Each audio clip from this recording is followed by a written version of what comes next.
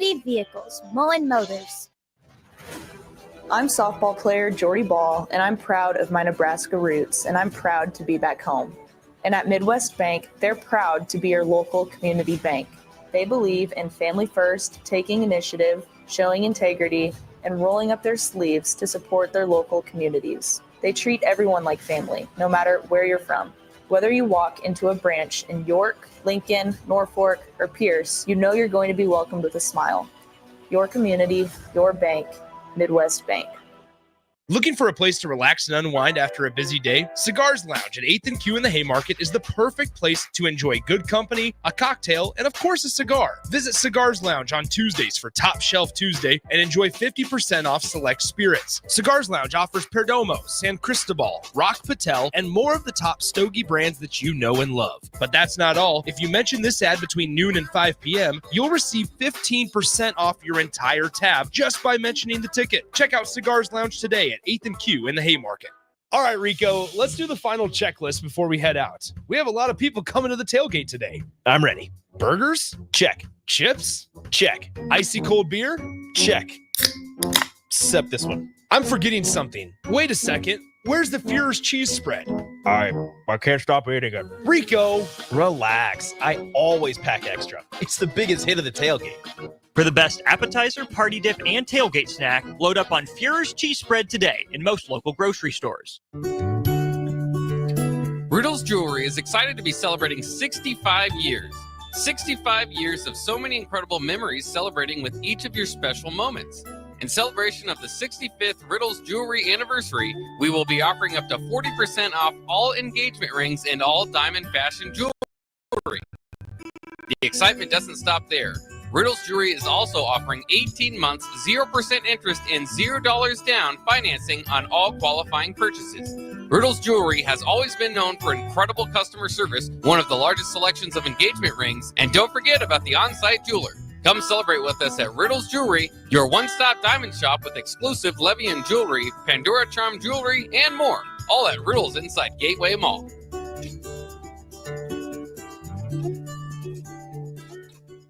Mulberry Barbecue by Single Barrel is the answer to all your lunch and dinner cravings. They have everything from smoked turkey sandwiches to brisket burritos to burnt-in sandwiches and pulled pork. Try a dinner plate option of barbecue nachos, a half-smoked chicken, a full slab of ribs, and so much more. Don't forget their great sides like mac and cheese, cheesy potatoes, barbecue beans, or red slaw. Mulberry Barbecue by Single Barrel, open Monday to Saturday from 11 a.m. to 8 p.m. at 11th and Cornhusker Highway. Garage doors can be expensive. Are you keeping yours in the best condition possible? This is Cameron Hall with Doors Plus. Doors Plus is a locally owned business that prides itself on the fast, reliable, and friendly service. Doors Plus offers flexible scheduling so you can book an appointment that fits your busy day. My team and I will come out to your property, both commercial and residential, and provide you with the necessary information you need to make sure your garage door is in working and smooth condition. Give Doors Plus a call today at 402-590-5800 to book an appointment and learn more about our preventative maintenance plans. Doors Plus, garage doors, and more. What's the radon level at your home? Don't know? Find out with a call to Bryant Air Conditioning and Heating. Make sure your home is safe with a radon check from Bryant. If you've already tested, ask Bryant for a free estimate for mitigation. Once completed, you'll get a report showing how much safer your home is. When it comes to radon, call Bryant. 467-1111 for testing and mitigation. Bryant Air Conditioning, Heating, Electrical, and Plumbing. We do whatever it takes. Constructors is now hiring for all positions, with laborers starting at $23 and up based on experience. Constructors has immediate job openings for laborers, mechanics, bridge builders, operators, and drivers. Start your new career today. Constructors offers great pay, health, dental, and vision insurance, paid time off, paid holidays, and so much more. Join the crew today and be a part of Nebraska's oldest paving company dating back to 1908. For a complete list of openings and to apply online, visit constructorslincoln.com. This is James Harrell with NP Dodge Real Estate. When I became a licensed realtor, I wanted a brokerage that would help me grow in my new career. I found that in Lincoln First Realty. When Lincoln First was acquired by NP Dodge, the training and support I received only got better. I love knowing I have the power of the NP Dodge brand behind me. I would recommend NP Dodge to new agents looking to jumpstart their real estate career and to current agents who want to take their business to the next level. Expand your career with NP Dodge. Call Eric at 402-434-2222. It's game day at Raising Cane's. If you want to order like a champ, it's action off the field you need to focus on. The only play you're running is chicken. So what combo are you picking? Make it a perfect season. We've got tailgates of hand-battered, cooked-to-order chicken fingers and cane sauce, and jugs of freshly made tea and lemonade. All available to order online or on our app. Touchdown! This season is about to be unbeatable. Raising Cane's Chicken Fingers, one love.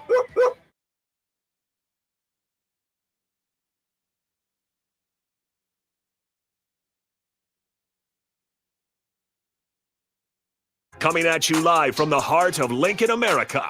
This is the Don't Punt Hour with former Nebraska receiver. Throwing over the middle, completes the pass. He's got speed to the end zone. Touchdown! 45 yards. And return specialist. This time he beats the kicker and one more. Demorne Pierson-El. Not only does the sideline have confidence in Pierson-El, but Pierson-El has confidence in Pierson-El. On 93.7 The Ticket and theticketfm.com. All right, welcome in to the Don't Punt Hour. Harrison Arns on the ones and twos. If you guys want to join in, use the Starter Heyman text line. You can also use the streams 402-464-5685. That's the text line. And again, Facebook, YouTube, X, Allo, channel 961. You can always put a face to the voice. And as always, we got the host, as always, Demorne Pierson-El on the Allo VIP line, where they understand the importance of exceptional service with a local heart. Happy Halloween, Demorne Pierson-El, and how's it going on a Thursday night? Happy Halloween. It's going all right. It's a bit cold, but not too bad. Yeah, it could be worse. I will say, at least it didn't rain yesterday. Today, it's at least dry. Yesterday was a bit brisk, especially when you get that cold rain out there. Not great, but it's that time of year, late October, heading into November, especially in the football world. We've talked about it before. This is when things get a little bit more chippy, physical, because depending on the wind, on the elements, it's a lot harder to air the ball out. But it is Thursday, and on cue with Thursday, the first thing I want to dive into is we do got the Jets and Texans. And this game's interesting because we talked about the Jets yesterday. They are on a 5-game losing streak despite getting the addition of Devontae Adams. They've dropped their last 2. And then you look at the Texans, not a little bit of a sophomore slump for CJ Stroud. But I'm not going to say they're playing bad ball. I mean, they're sitting there at 6-2. They're still dominating in their conference. Maybe he just doesn't have to do that much. I'm not going to slam on CJ Stroud. He still looks pretty solid for that team. He's just maybe doesn't have to do as much. Jets, Texans, 7:15 kickoff. We got it on the brick and mortar right now. Who do you got in this one? I think this could be a trap game for the Texans. The Texans could. I mean, they haven't been healthy. That's been their issue. Either if it's been Collins with Diggs out and everything like that. I think the Jets could sneak this one out. They're playing a lot better. Since the trade for Adams and everything like that. So I got them surprising. The Texans. The Texans had Mixon out early. With injury. Then they had Nico's out. He's been hurt for these last couple of weeks. And then you have Diggs, who's out for the rest of the season. So they're kind of spinning, trying to keep the wheels on things. So I think this could be a game for the Jets to steal away. Yeah, I wish you would have said something different. I like this at Disagree on Sports Radio to play devil's advocate here. I'm going to go. I think you're right with the Jets. It does feel like a trap game. And Diggs being out is a big deal. And Collins, is he healthy this week or is he still out? I think he's still hurt. I think they're going to give him one more week. I'm not too sure. I don't see anything that said he's active. They weren't even using Diggs a lot. I mean, he scored and everything like that, but he wasn't, a true focal point up until, the game he got hurt. Yeah, truly. And with the Jets, I'm just waiting for things to start clicking. And it feels like they're maybe one game away. And once they get that first win, especially against an opponent like the Texans, give that team a lot of confidence. And it is in New York as well. I'm going to go with the Jets. I think it's just a matter of time. And you can, try to dunk on Aaron Rodgers. He hasn't been playing phenomenal, but he hasn't been playing horrible either. And it just feels like a gel thing.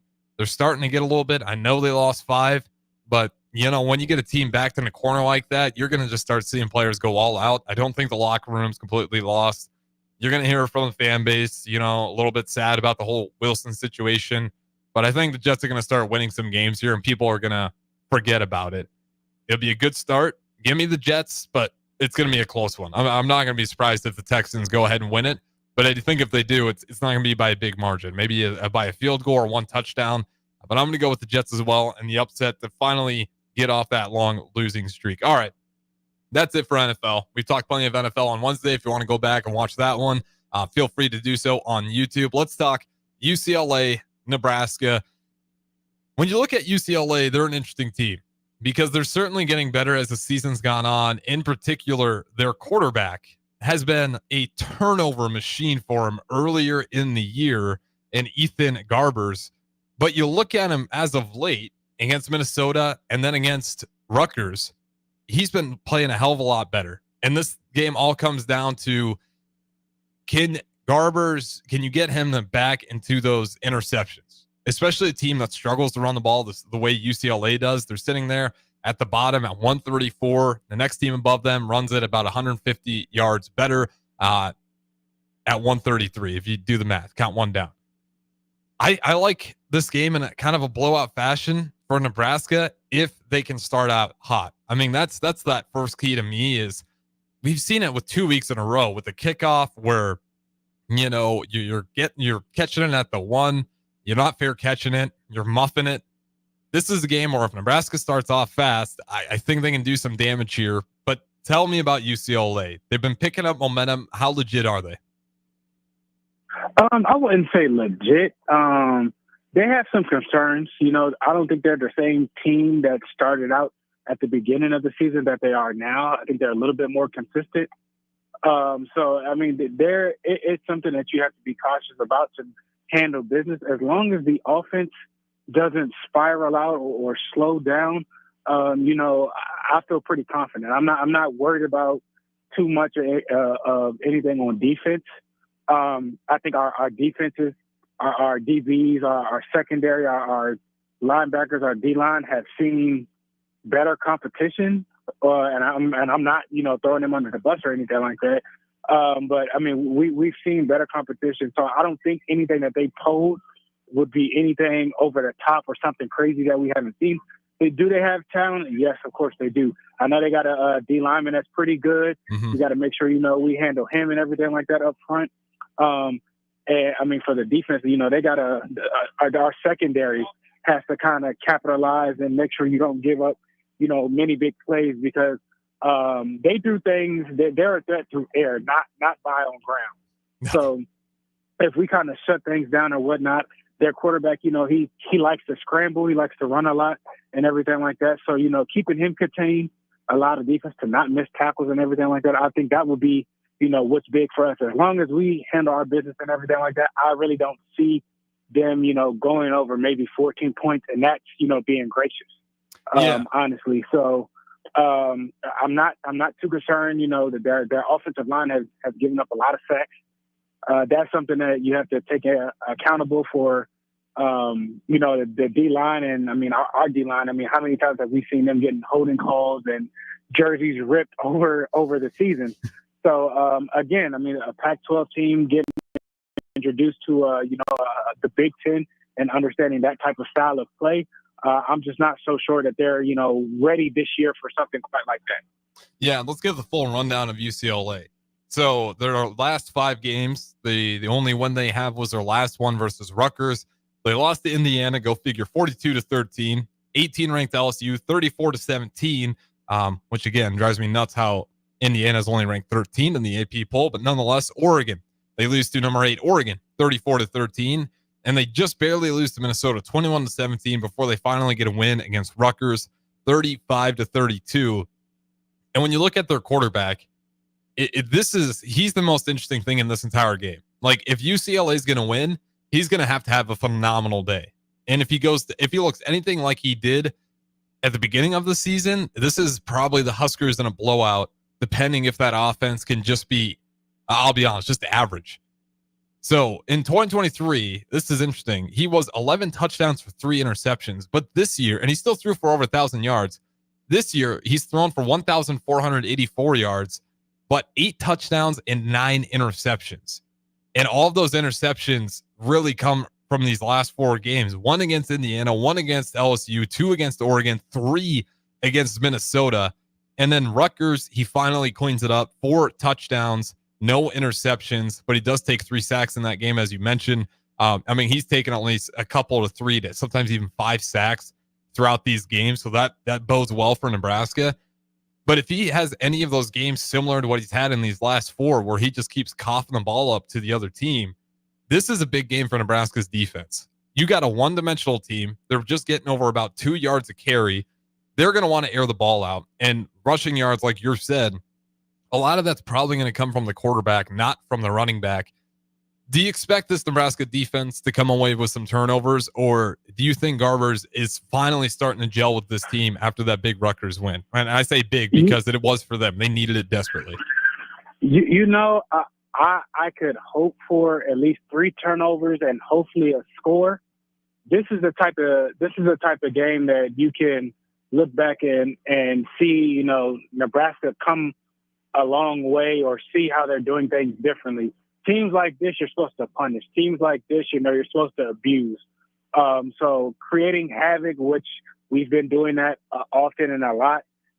We've gotten interceptions. We've been more critical on that. So, a forced fumble, a scoop and score, a strip, or, interceptions. I would like I said, 3 would be nice, but at least 2. I think it's very, very capable for this defense to produce, and hopefully, score some type of offense that's generated from that to help out our offense. Yeah, I'm with you. I'm not buying the bait that he's turned the corner yet.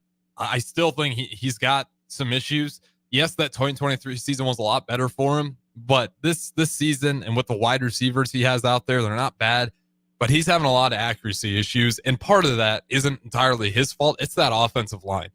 When you're getting hit that many times and you got to take the ball and you got to quick get rid of it all game long, knowing that you can't run the ball. So even when you throw a bad pick, you're probably still the best answer because they just can't run the ball to save their lives. This is how you get to blowout territory, is that Nebraska secondary, those safeties, they start doing what they've been doing all season long, is actually, instead of just swatting the ball away, doing a little bit more. We saw Hartzog with a phenomenal break off that Ohio State wide receiver to go ahead and pick that off. This is a game where I think you get an interception at least. I don't care how you get the turnovers, but especially with the pressure, we might even see a fumble. If, Ty Robinson, Nash, take your pick, Jamari Butler. If those guys get in the backfield, like I said, he's taking a lot of hits all game long, and you might be able to get a fumble just off a sack alone, a strip sack. So I think I do trust Nebraska to just be solid on defense. And when it comes to Tony White, we've seen it. When it's a one-dimensional team, he really thrives. Indiana, that is a game where we didn't show up. And on top of that, Indiana, they can throw it and they can run it. And they had Nebraska guessing all day. You go to Illinois, same thing. They can throw it and they can run it. Ohio State, that defense really did step up. They were able to stop the run, but they were given a few over the top. But these one-dimensional teams have had zero, luck in terms of having consistent drives on the field. So I'm going to lean heavy on Nebraska's defense having a lot of success in this game. How many sacks do you think Nebraska gets in this game, and what should be an actual goal? And you don't even have to say sacks, but at least pressures, because that's where a lot of these picks come from, Gabers, is these pressures that he's been getting all season long. I think at least 3 sacks would be reasonable. That's not anything with their offensive line. Honestly, their offensive line is not really good. No, it's been horrible. So I would say 3 would be the floor on sacks, and hurries or pressures. At least 6 or 7 plus, I think will be reasonable with who all we have on the D line. If you got the edge rushers, you got people in the middle and whatnot, or the different blitz. Because I think they'll get them behind the sticks, and again, they're one-dimensional. So getting them behind the sticks will pretty much dictate to what they're going to do. We'll have, certain robbers or rovers kind of thinking back and kind of do what we've seen with Ohio State with just jumping stuff and everything like that. So I expect, like I said, at least 3 sacks. I feel like that's bare minimum, and then at least 6-7 pressures. I think that would be a dominant showing. I'm right there with you. I think this might be Colorado-esque, where you can get in the backfield a lot, and we saw what that did to Colorado, and they got a much better quarterback in Shedeur Sanders. So if you got a team in Nebraska who's getting a lot better in coverage outside of Ohio State on a couple of big throws, and obviously Indiana, I mean, that was a train wreck from the first quarter to the very end, but they've been pretty solid, especially in stopping the run outside of Illinois and Indiana. And you look at UCLA, I mean, they're, like I said, it's 2.5 yards per carry. And then you look at they're averaging, UCLA only averaging 17.4 points per game. A lot of that due to that Rutgers game bumped them up quite a bit. Only 13 touchdowns on the season. I can't knock that too much because Nebraska's offense hasn't been too much better. But to me, this is a team that is just a nightmare matchup for Nebraska, like for UCLA. Because UCLA, they can play some of this style of game against some of those other teams, but we've just seen what this kind of style of play looks like against this Nebraska defense, and I think it spells a lot of trouble for them. This is the first one I want to go with keys to victory before we throw it to our first break here. How important is special teams heading into this, especially field goals? All of it's important, but I think Nebraska, we haven't had a full, consistent, dominant game on all three sides, of the ball. So, special teams last week looked better in most of the cases. But so I think for them, the goal is to continue to stack weeks. Field goal looked good, blocking and everything. Operation looked fine. Continue not to have the other miscues on the other special teams. Just to kind of keep a game clean and get things ready for these last, 4 games, which are going to be brutal. Yeah, and this, I think the field goals are important just because I don't know how much I trust this offense still. Do you think we see a better game plan from Satterfield this week on that offensive side of the ball? He's a piece of it, yeah. So, I don't want to just put all the blame entirely on him. Because when you go back and watch the film, guys honestly, aren't executing, some guys flat out. That's part of the problem, and that's a huge part of the problem. So it's, and I understand, the quarterback, bumping for him and saying things and everything like that, and maybe he might have been calling those screenplays because they can't, handle some of the complexity or the complex stuff down the line. But you still got Division I receivers who need to make plays. You still have a tight end who you got to put him in better positions to get the ball. So, hopefully he stretches the field in the middle of the field using different, people to kind of get that done. I think that's just been the biggest thing missing.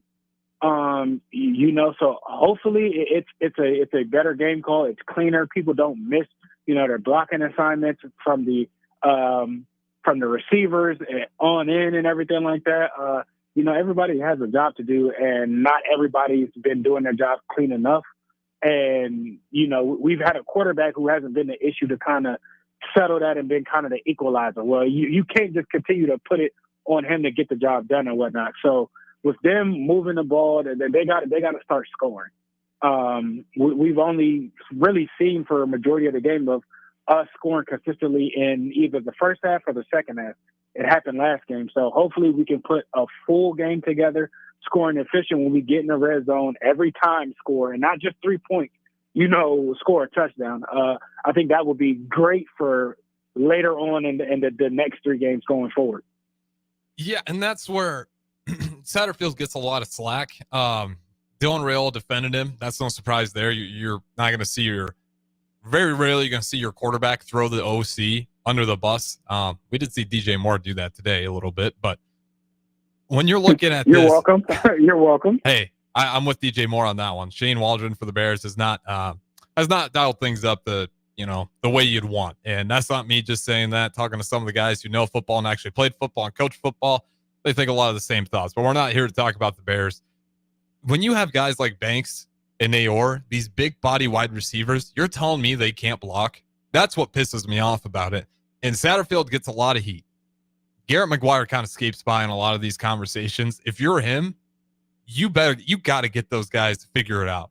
And I don't know if he's coaching them too lightly. I'm not there at the practices. Maybe he's doing what he needs to do, and the players just aren't listening. Maybe because he's like 24, 25. I mean, I think he might even be younger than me, which is insane to think about. But, when it comes to Garrett McGuire, how much blame does he deserve in all of this? Because, when you're a position coach, you're just not getting as much of the heat. Satterfield's pretty much taking all of the heat for that offensive side of the ball. But if you're Garrett McGuire, I just have a hard time believing that Jamal Banks, who led the ACC in receptions, and Isaiah Nayor, again, two big wide receivers. He's not a receivers coach. He's a quarterback. I mean, watch what he turns into. You can look back at Frost's resume and I know everybody has their coming up and everything like that. It's his first year gig of really controlling the room of being the guy to control things. So I mean, he's a former quarterback. It's different, and it's a learning curve to stuff. So I mean, I don't necessarily say he has everything to get the job done. Like, can he do an okay job or whatnot? Maybe, but I mean, you're only a skip away from the kids in the room right now. I mean, you're the same. You're at their same age. So I mean, do they really respect him or appreciate the things he says to the game and everything like that? Can he really command a room and everything like that? I'm not so sure. That's me on the outside thinking. I'm not in the room or anything like that. But I mean, that's just. I mean, that would be a fair assessment to say. Yeah, I mean, you don't have to. It's not hard to think about, right? He's a young guy. It's all speculation. This is odd, right? It's sports radio. Obviously, none of us are in the locker room. But when I see those guys unable to maintain blocks, it just blows my mind, especially when I see some of the corners they're supposed to be blocking. I'm like, you can't get that guy just for a few seconds for that screen to develop. And that's why, the screen pass game against Ohio State, we can pout and cry about it. That's how Oregon beat them. That's Oregon's bread and butter, though. But at the same time, you look at that defensive front for Ohio State, it makes sense a little bit that you want to get it more open on the outside. Now, screenplay is the way to do it. Can you be a little more creative? Absolutely. But if you're Garrett McGuire, you got great wide receivers. You got to demand better. And it might not be all on him. Maybe he isn't getting the guys to necessarily listen to what he's saying, but something's got to change there because I refuse to believe that these wide receivers can't get it done. And it's felt like that for far too long this year. And I'm just not buying into that. They're not good enough. We know what their track record looks like. They've been solid. Banks was an excellent player. He's a smart kid too. If anybody's had the opportunity to ever talk to him, I mean, he plays chess for a hobby, for crying out loud. Like, the kid seems like he's willing to listen, but there's just something missing there.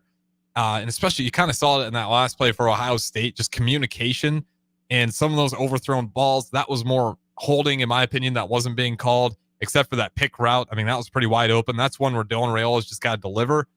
So it's a little bit of everyone's kind of involved here. You do have a true freshman QB, so you're working on those connections. You got a young wide receiver coach in Garrett McGuire, but I think you got good wide receivers. I got to see something more out of that room, especially if you want to blow out Ohio State, which I think you should, because this is the final thing I want to ask you before we go to break here. And this is why, my score prediction is high, and we'll say it again at the very end.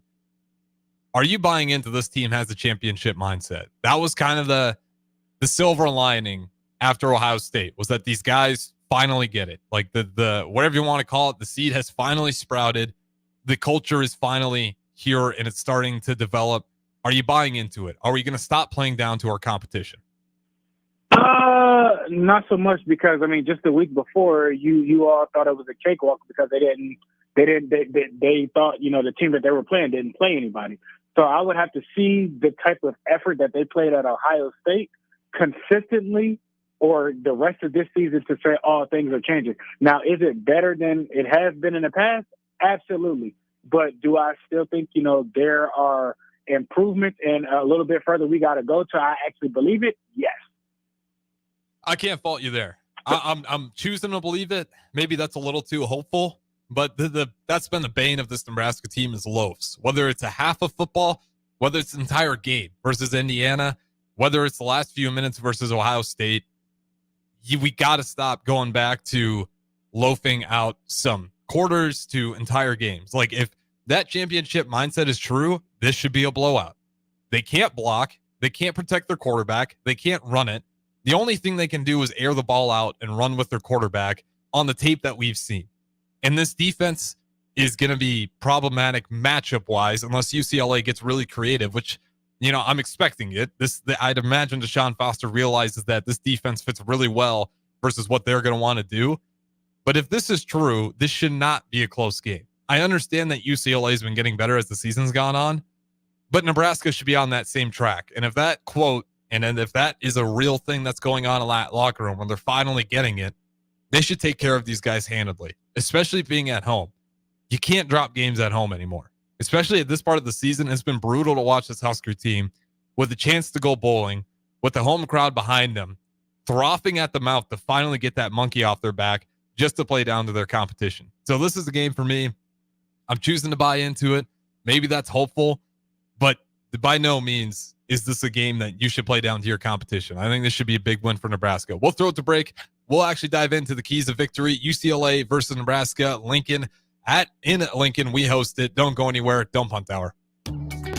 Are you ready for a new opportunity? Check out Sandhills Global. Join a dynamic team where your skills are valued and your career can soar. We offer full-time positions with a 4.5-day work week, competitive pay, excellent benefits, and a positive work environment. From IT and marketing to sales and finance, we're looking for talented individuals just like you. Apply today at sandhills.jobs and take the first step towards an exciting future. That's sandhills.jobs. Don't wait, apply now. Hey guys, it's your girl Jordan from Sartor Heyman Jewelers. Gentlemen, it's time to elevate your style with something from our men's jewelry and watch collection. Why not treat yourself to the ultimate in luxury?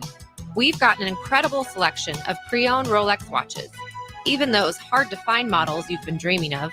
Whether you're stepping up your game day look or adding a touch of class to everyday wear, our top-tier collection is sure to impress. Stop by Sartor Heyman and discover the perfect piece to reflect your unique style. Until next time, happy shopping, guys. NEBCO is hiring CDL drivers for Ready Mixed Concrete, Husker Concrete, and Beatrice Concrete. NEBCO offers great pay, medical and retirement benefits, paid time off, and they pay for CDL training. Apply today and start your new career with a $2,500 hiring bonus. From NEBCO's beginning in 1908, it's the employees that have formed the company's solid foundation.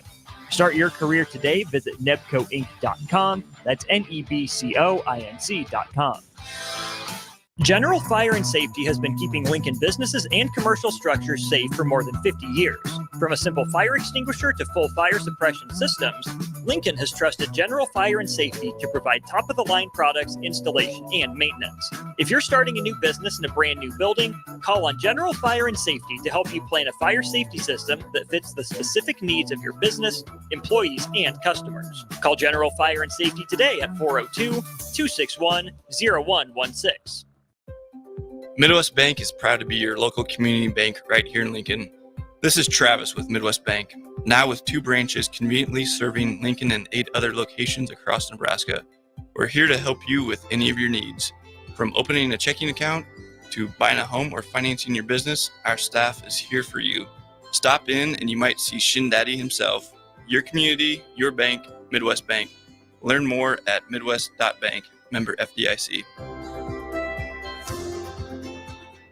Ryan, with all this red and all these people around, I'm still not seeing the tailgate. Todd Spidell, former body shop owner, terrible driver. We're getting close. Now, did you know with 3 locations in Lincoln and hundreds of years of combined technician experience, we can get Husker fans back on the road even quicker and safer after their tailgate mishaps? Oh, Todd, turn left right here. Left or right? Left, right here. Right? Well, you wait for the tow truck. I'm getting a hot dog. Well, I guess while I'm waiting. All right, most recommended Eustace Body Shop. Woohoo! Dude, you should be on American Idol. You really think so? No. Accidents happen, even to Husker fans. If it happens to you, call Eustace Body Shop, where our customers send their friends. The most recommended Eustace Body Shop. That's who we are. Get rid of pesky critters once and for all with Bats to Rats. Their expert team is here to help you reclaim your home. No more sleepless nights caused by crawling critters or flapping wings. Bats to Rats ensures a safe environment for every family member. Check the website at batstorats.com for amazing offers. And if you mention this ad, you'll receive $10 off your initial inspection cost. Call Bats to Rats today at 402-781-8691. That's 402-781-8691. Bats to Rats. Attention students and anyone else looking for a great deal. Sun Valley Lanes and Games has the ultimate weeknight special. For just $15.95, enjoy unlimited bowling, lucky putt mini golf, and laser tag. Flash your college ID at check-in to receive $2 off your admission. It's the perfect way to unwind Sunday through Thursday nights. Check out sunvalleylanes.com for hours and availability. Sun Valley Lanes and Games, located at 321 Victory Lane. Lincoln's best place to meet, eat, and compete. Sun Valley. Explain to me again why we're sleeping on the ground. Because we're thramping, thrift camping. It's saving us money and getting us closer to nature. But we don't need to thramp. I just combined our home and auto insurance with our State Farm agent, so we have a rate that fits our budget. All right. Do you think our agent can bring us an air mattress? Call your local State Farm agent, Vinny Krekak, at 402-474-1173. Individual premiums and budgets will vary by customer. All applicants subject to State Farm underwriting requirements. An hour ago, you didn't need a plumber. Now you're in a panic. When life throws you a surprise with a clogged drain, plugged or leaky toilet, broken pipe, leaky faucet or water heater, or a bathroom or kitchen plumbing upgrade, whatever. Just call Bryant Air Conditioning, Heating, Electrical, and Plumbing. 467-1111. Keep that number handy, 467-1111. Or go to BryantLincoln.com. Bryant Air Conditioning, Heating, Electrical, and Plumbing. We do whatever it takes. If you want to make new floor shopping easier, come to O Street Carpet. Hi, I'm Steve Carper. Our flooring professionals can help you choose the best flooring for you, your family, and your budget. We eliminate the confusion. Even better, you'll be enjoying your new flooring much sooner. No 6 or 8 week waits. We'll install right away and save you money on installation. Floor shopping made easy every day at O Street Carpet. O Street Carpet. 1732 O Street. Family owned and operated. Always the best value. This is the Don't Punt Hour on 93.7 The Ticket and theticketfm.com. Here is your host, Demorne Pierson-El.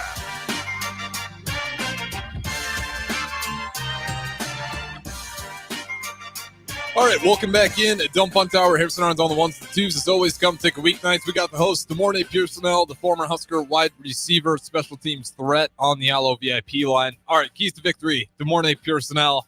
I'll go ahead and throw out the first one. No more slow starts. Slow starts have been killing us in this game. I really think, in that Ohio State game, if we just quit with the slow starts, those points early make a major difference on how that other team's going to react. That's my first key to victory. Like, bare minimum, let's get the kickoff this time around. I agree with you. Definitely a slow start. I think, mistake-free football. I think if mistakes are taken out of the game just from an all offensive side of the ball, I think the offense will be a lot more consistent. Absolutely. And, just to wrap up the special teams thing again, just because I'm not entirely sure with this offense, if it's going to finally click this week, if you buy into the championship mindset, then it should. If not, we're going to have to kick field goals in this game. And hopefully we get punching in for 6 and get the PAT after for 7. But I'm just not super confident. So Jack Hole, I hope that continues. If we need him out there, I hope he can deliver for us. But I got some confidence. That game versus Ohio State, he showed a lot coming off 1 for 5. Whatever happened for him and his confidence, it seems like it's finally set in. But when it comes to the offense, Demorne Pierson-El, how would you like to see Satterfield attack this defense of UCLA? What does that look like for a key to victory on that offensive side of the ball? How can you take advantage of UCLA's deficiencies? I think attacking them down the field, not just right around the line of scrimmage. If that's deep overs, if that's deep outs, if that's corner routes, if that's goal routes, utilizing Fedoni in the seam, utilizing Jalen Lloyd in the seam, attacking the run game vertically. If that's your stretch, that's fine and dandy. But the fullback, the running back dives and counters and ISOs, those really haven't, been hitting. Or the duos, getting the offensive line to kind of get running and moving the line of scrimmage and allowing, the running back to kind of pick if he wants to slice back across or, just finish falling forward and whatnot. I think doing those two things with the running game, just getting them going downhill and utilizing what we have in the passing game over the middle of the field, the seam, and actually, throwing a go ball, which they did, last game. Hopefully, our guys just got to get off of press and win those one-on-one matchups. Yeah, and the next part I'll go is run the damn ball. I know people you love hearing it or hate hearing it.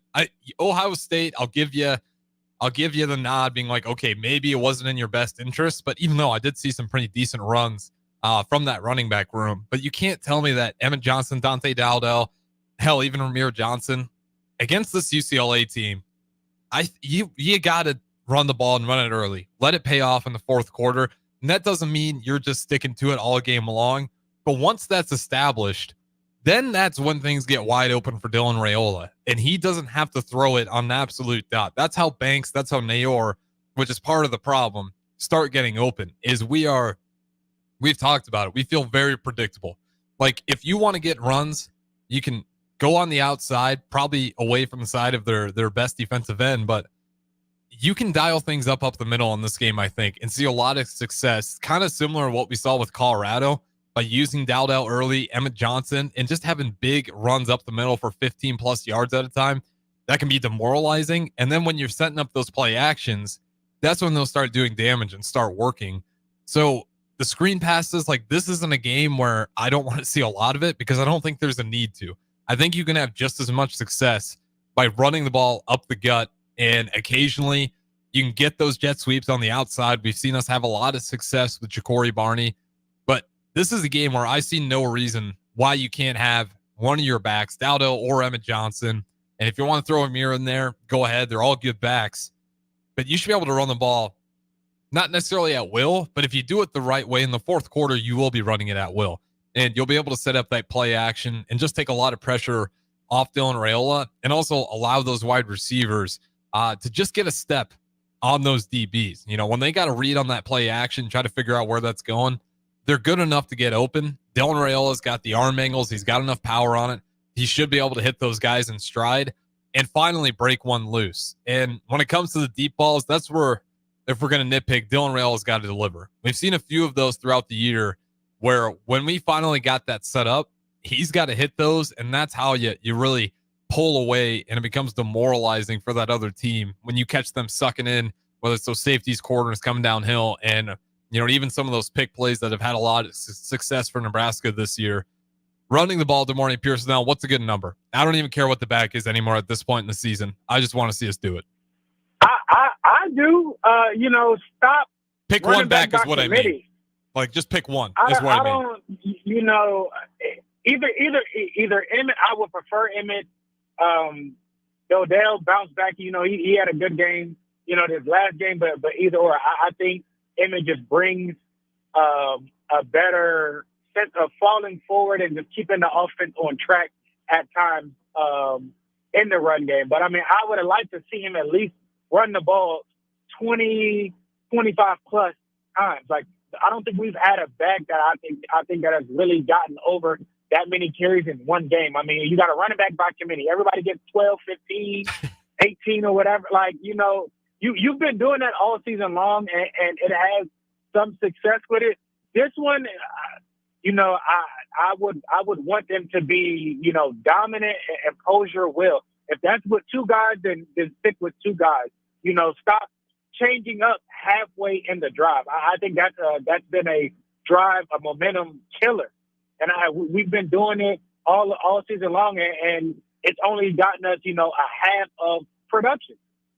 Yeah, that's where I'm at. Like you can argue running back by committee if you're the Detroit Lions and you got Montgomery and Gibbs. You got two phenomenal elite backs where it's hard to keep either of those guys off the field, and they're very similar. And just the way they're able to run the ball. Gibbs is a little bit more explosive. Montgomery's a little bit run straight through you. But when we're looking at this Nebraska team, to your point, even when you watch the Lions, they're not really subbing those guys out mid-drive over and over and over. Let them catch rhythm, and you can do a lot of damage. And to Jim's point on YouTube here, if we're going to consistently gain yards on the ground game, UCLA will stop the box and in response, mix in the short passing game on first and second downs. And that's all it does. It just opens up the playbook. If you can establish that, and do not, if you're Satterfield, I don't know if it's just kind of a panic answer. You don't need to meditate and think about it. Just do it. If you really trust your backs, if you're going to say all these high praise things about them, then go do it. And if you got a veteran offensive line, I want to see it. Like UCLA, their defensive front isn't bad, but it's not elite either. We're a much more veteran group on that side of the ball, and we got better running backs. I just want to finally see it, and I want to see an explosive run. I mean, we talked about it over and over, but the fact that Dylan Raiola, who has really hesitated to run the ball all year long, in his first time really doing it against Ohio State, has matched the longest rushing gain in the season, should not be the fact. You should be ashamed that is a fact. I know who they want it to be. They want it to be Dardell. Clearly, if anything goes on, he's the guy. Okay, well then, if he's the guy, then leave him in for 3 series straight. Don't leave him in for 5, 6 plays or every other play. Leave him in, let him get his series. Okay, all right, he done got his 2, 3 series. Then use somebody else. But I'm tired of seeing it because I don't think it's meshing well with the offense, and it's bringing up a lot of inconsistencies with the whole thing. You don't know if you want to pass it or run it, and nothing's great. Everything is somewhat good. It's okay. Well, let's find something to figure out and build off of that. I feel like this is a game where we need to establish things. It's way too much in the season. It's way too far along in the season for you to kind of keep wondering and trying things. Stick to whatever the plan is, and let the dogs go. Let them do what they do best. Let the Hogs get out and run. Pick your whatever back and let him do, and that'll open up the passing game, and then we'll see the bombs over bad guys for that. Yeah, and it's again, I'm not coaching, but it just feels like overthinking on the sideline sometimes. Just pick a guy and let him run the ball. It does not pay off typically in the first, second, hell, even third drive. But when you get to the second half, all of a sudden those runs start becoming explosive. But you have to let the backs get a chance to catch some rhythm on what they're doing. The offensive line, especially, they'll get familiar with their backs. You got to let those guys work. And against a UCLA team, especially with the chance of thunderstorms and rain, hopefully just the rain, and so we don't got to deal with any delays, and it's probably going to hit in that second half of football, we better be able to run the ball. And if UCLA starts stacking the box, then you take advantage of it. But right now, we are a jack of all trades, master of none on the offensive side of the ball, and it can be infuriating to watch because it feels like we aren't picking our bread and butter. You look at all these other programs that are doing a lot of great things that are, one-loss teams. What their bread and butter is. What they excel at. And even against teams that plan for it, they're still able to execute because they've kind of mastered that part of the ball. Oregon, it's the screen pass game. Indiana, you could even argue it's a little bit of that screen pass game as well. Ohio State, it's the deep bombs over the top when you least expect it. It's just infuriating to watch. It's like we're trying to do all these different things, from screen pass to jet sweeps to trying occasionally to run up the middle. When that doesn't work, we'll put in a new back and try it again. To Dylan Raiola, not necessarily giving him control, but then when we really need it, just putting it all on his shoulders to get the win. We got to figure out what we're good at. And we're okay at just about everything, but we're easy to predict. And I think that's why this offense stalls out so much, is we're kind of a jack of all trades, but at the same time, the way we set it up isn't very hard to figure it out. So this is a good game for Satterfield. I think, to really establish the run. Pick a damn back and just get busy on the groundwork. And when they start stacking up the box, that opens up the playbook. Then you can get creative. Then you don't got to meditate about running the ball anymore. Then you can do what you've always wanted to do, which is try to get really creative with the playbook. But it just feels like we need to simplify it and then expand it as the game goes on. It feels like the first drive, we try to do a million different things, and it can just be infuriating to watch. So, and I do think that's a huge reason with the slow starts is we just don't have an identity. And when one thing doesn't work, we fall off it sooner than later and go to the next thing. When that doesn't work, okay, well, now we punted 2 drives in a row. Let's try to switch it up again. Like, we just do not stick to really anything as soon as it blows up on us. And you got to have some faith in your guys. And, that's kind of sounds like a little bit of a rant here, partially because it is, but it just feels like we're not trusting these skill players, despite us talking so highly of them in these press conferences. And especially if you get that run game going, all of a sudden you get Fedoni off a chip block and he's running up the seam right up the middle. There's your explosive play, or your pick plays with your wide receivers. That's kind of my whole rant is we got to pick something that we're good at, and we should know what we're good at this point in the season. We're not at the practices. They are. They should be able to identify what we excel at. So let's go ahead and do that on Saturday against a UCLA team whose defense has been just very inconsistent all year long. That's enough on the offense. Unless you got anything else to add, I'm going to switch it to defense here. No, you got it. Yeah, that was a little bit, maybe too much on the offense, but running out of time here. Defense, we talked about a little bit. Give me your first key. Good morning, Pierson-El. I think tackling. With more so of a mobile quarterback, we've seen, us have issues with more so of a quarterback that can move. I think tackling will be important this week, especially with their offensive line not strong. I think that's going to create more opportunities for that quarterback to kind of, run and escape the box. And, our guys, we got to be ready to tackle. That way, he's not hurting us with his legs to kind of jumpstart their offense. Yeah, with you there. I'm going to say this is a big game for Nash.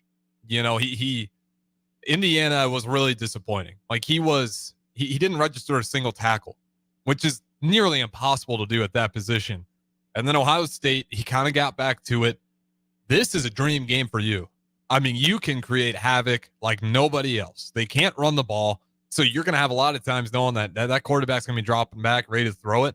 This is a game where he can create a lot of havoc by just getting that pressure right off the bat. And we talked about it. This is a game where you hope Nebraska can capitalize on their inability for pass protection. I want to see a lot of pressure in the backfield. But the other part of that is we got to keep contained. We got burned by a few times on that, especially with Howard. Got to keep contained. Don't let him get outside of you. You talked about, Garbers. He does have some wheels on him if you give him some green space. So get pressure, but don't just completely sell out on it either. You got to trust your teammates and get the pressure and force them, wherever that next guy is coming from. But I do have a lot of trust in this defense showing up this weekend. I think this is a game that bodes pretty well for them. The other one, we talked about it a little bit already, turnovers. There's going to be some balls, some 50-50 balls that you need to take advantage of, especially if what we've seen all year long, they're not unable to run the ball. If we don't start slow or offense clicks, they're going to have to be throwing up some of those 50-50 balls because I really have a hard time believing this is the game where that run game unlocks for him. It's probably not going to be against the team who ranks 12th and stopping the run in the nation. So for me, this is, if you're that secondary, 50-50 balls, I want to see you robbing them out of the air. Like what Malcolm Hartzog did last week was phenomenal. And I do think they're starting to kind of get that trust with each other, being able to read those quarterbacks' eyes. Garber's struggled with that a little bit, really staring down wide receivers. You can bait him into these interceptions. So for me, whether it's a pick or just consistently swatting it down and not letting them get any sort of comfortability on those deep balls or even those middle of the throws. We've seen John Bullock pick one off against Purdue. We got to get some turnovers on defense. And I think if we get ahead, that should be at least one interception thrown our way. Fair point. I think eliminating explosive plays with the type of heat that we have with our front seven of getting home and whatnot, I think there'll be opportunities that the quarterback will get the ball out quick. So our secondary, I think, will have will need to have a big day with, stopping, kind of what their bread and butter is, and that's just getting the ball down the field, letting their receivers kind of work. So that definitely goes hand in hand with what you're saying with, creating turnovers, if that's picking the ball, if that's tipping and then picking it. But I think we're going to have a big day from our DBs to create something.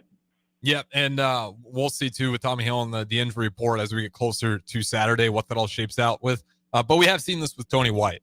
It doesn't really matter who's in there. I feel pretty good about all the subs that come in. It feels like whether it's Charles, whether it's Williams the other day getting all those sacks against Rutgers, we've had these subs come in and have huge moments for this team. So even with that injury report, however that shakes out, I have a lot of trust that they're going to be able to do this. But again, it all starts with you got to pressure that quarterback because their wide receivers aren't bad. Like they can get open if you give them enough time. The job of that defensive line is to make sure they're not getting enough time to go out there and find that green space or sit in a pocket. Especially with Garbers, he scrambles a lot, partially because he has to. So they got a lot of chaotic plays that work in their favor. So again, that's why I threw that contain out there. Don't let them scramble for too long because their wide receivers aren't horrible. They will get open if you give them enough time. Wrapping things up here, DeMornay Pierson-El. Give me your score prediction. I got 31-14. Us. I like it. I have a hard time seeing this team score above 14. I'm going to give them even a little less than that. I think, the slow start stops. I'm going to buy in to the championship mindset is starting to set in. I'm not going to say they're there yet, but it's starting to set in. And if that's true, this game on paper shouldn't be close. And that's what you see from teams like Alabama, from Georgia, from Miami this year, is that on paper, because they have that mindset, when they got the advantage, they take care of it and then some. So I got them 34-10. I think this could be a big game for Nebraska, simply just getting the monkey off the back there. Take care of that. And then you got plenty of ball left here in November, a few games. See if you can get to 7, 8, 9 would be just absolutely incredible. But that's going to wrap it up for us. DeMornay Pierson-El, appreciate it as always. Hopefully on Monday we can talk about a win. We'll do it next week.